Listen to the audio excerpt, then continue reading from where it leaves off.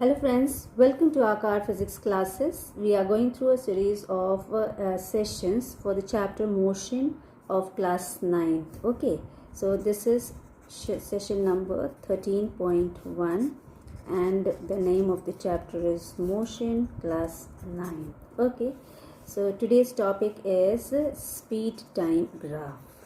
Right, we are going through the graphical presentation of motion. So it is a speed time graph, and in this also we are going to study today. We are going to discuss about this speed time graph when speed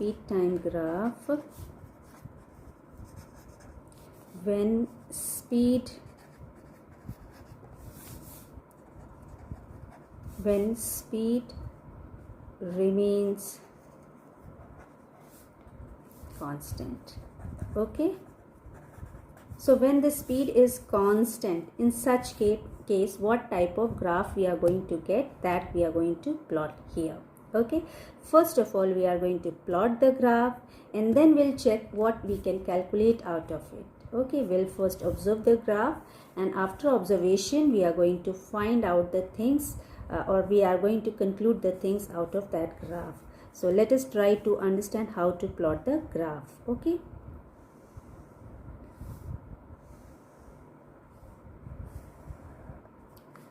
Look, say this is x-axis, okay, and this is your y-axis, right? This is y-axis and this is, say, x-axis.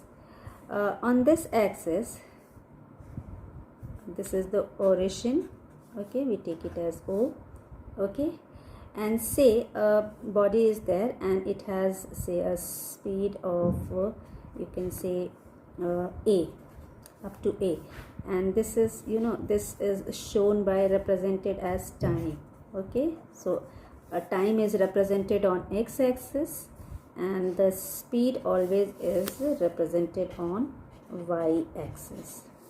Okay, so this is your graph. The particulars of graph. These two are the particulars. Remember, time is always shown on x-axis whereas the speed is shown on y-axis. Now if we consider OA as a speed of the body, in that case, and since the speed is not changing with the passes of time, so what type of graph you are going to get? You will get a straight line graph, right? You'll get a straight line graph which is going to be parallel to the time axis, or you can say x-axis. This straight line graph is going to be parallel to the time axis, and this is going to show what it is representing. It represents constant speed. There is no change in speed. You can say it is from here, it has no change. It has not changed at all. The speed is constant here. After taking some speed, it has not changed with the passes of time, right? So constant speed is there. Now at a distance, at say time t, or some after some time, say at point C, if you draw a perpendicular, okay, if you draw a perpendicular C, say CB, in such a way, if it is a perpendicular, so definitely it is going to be, say this is you are going to draw a perpendicular CB, okay, say this point is B. Now when you are going to draw a perpendicular and at C, what we are going to find out, we'll try to find out distance at C, okay, what distance it is going to cover at point C. Okay, now what we are able to observe from here, see, first point is that if this is constant, if the speed is constant, it means your acceleration, there is no change in speed. It means acceleration will be, there will be no acceleration. There will be no acceleration. There will be no acceleration. Right? This is the first point out of this observation. The second point is that if there is no acceleration, it means you won't be able to calculate acceleration here. There will be no calculation of acceleration. So no calculation of acceleration. We can't calculate here. No calculation Okay, next what? The third point is what out of this observation? If at point C, if we want to find the distance, will it be possible or not? At point C, what is the speed of the body? Just find out what is the speed at point C. So speed of the body at point C. Okay, at point C is, you can see it is CB. How much? CB. See, when it is perpendicular, so definitely this is perpendicular drawn here. CB is the perpendicular. If it is drawn perpendicular, it means this line, this CB is going to be parallel to a y-axis. Understood? Now see, if you have seen here, the body has the speed as CB. Okay, and what is the time? What is the time taken to reach here at C? So time is, say, the time of the body is, say, time taken is equal to OC. Okay, understood? This is time. Now see, the distance is, or the speed is given by what formula? Let us try to find out. The part 4, that is, we are going to find speed formula. So if a speed is there, and then the formula of a speed is what? Distance traveled upon time taken, right? Also this can be written as distance is equal to speed into time. Can we write like this? Definitely we can write like this. Now what?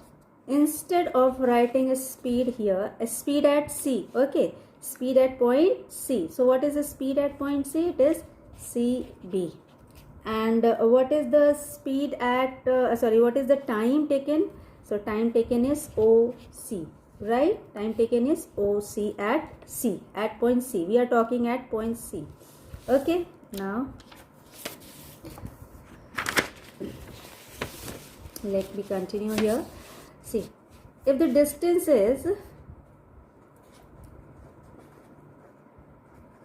here is speed into time, and we have already taken CB as distance, speed, and time as OC.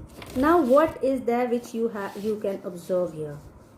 This CB, since it is perpendicular, it is parallel to y-axis, and since it is parallel to y-axis, and also we know that this line is parallel to time axis, the constant is speed, this straight line is parallel to time axis, it means that this BC is equal to OA. Okay, understood? Speed at BC is speed of BC, it is going to be equal to OA, right? So you are going to put here, instead of writing CB, why we are writing here? Instead of writing CB, we can write here OA. Okay, so let us put this value. Okay, put. So after putting this value, we can write it as OA into OC. Can we write OA into OC? Now what? So distance will be equal to what? Distance is equal to finally OA into OC, which is, again, if we look at this this graph properly, you can see that this graph is forming a rectangle. Can you see? There is a rectangle which is formed over here, OABC. You can see the rectangle OABC, right? So you can see from this rectangle, on this rectangle, you can see that what we have taken here, OA into OC. OA into OC, that means this is breadth and this is length, right? We are multiplying these two. It means what we are finding out actually here, what actually we are getting here, we are getting the area of this whole rectangle. It means this OA into OC is giving you area of rectangle OA, area of rectangle OA BC. See, I bring it here. See, can you see? No. See here. Are you able to see? what is there? Yeah, this is what, here you can see this is a rectangle, and when we are writing OA into OC, see OA into OC, it means finally it is giving you what? Area of rectangle. Which rectangle? Which rectangle? See, OABC, this rectangle. It means what? It means what are you getting? So you can say that speed time graph, this implies actually what it is giving you. Okay, finally what it is going to provide to you. So what you can say, it is that speed time graph provides you the distance. The speed time graph gives you, okay, it provides you the distance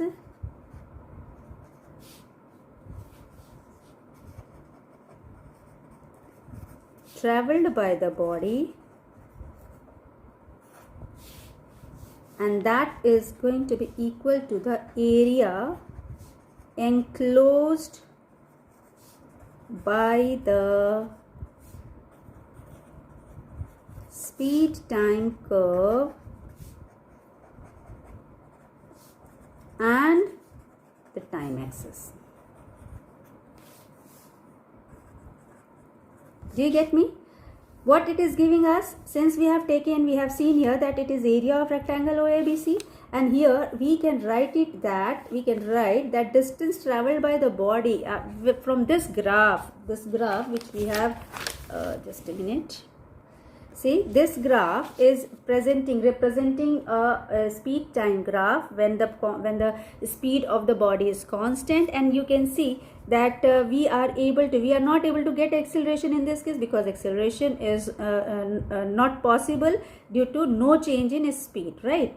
But distance, we can find the distance at some point. Okay, distance traveled by the body at some point, say at C. If we want to find the distance, in that case what we observe, that at point C the speed of the body is, say, BC, okay, and the time taken by the body is OC. When you are going to observe, you can see that we are actually the distance is given by the formula of speed into time, and when we are multiplying speed into time, in general we know that the area of rectangle is given by length into breadth.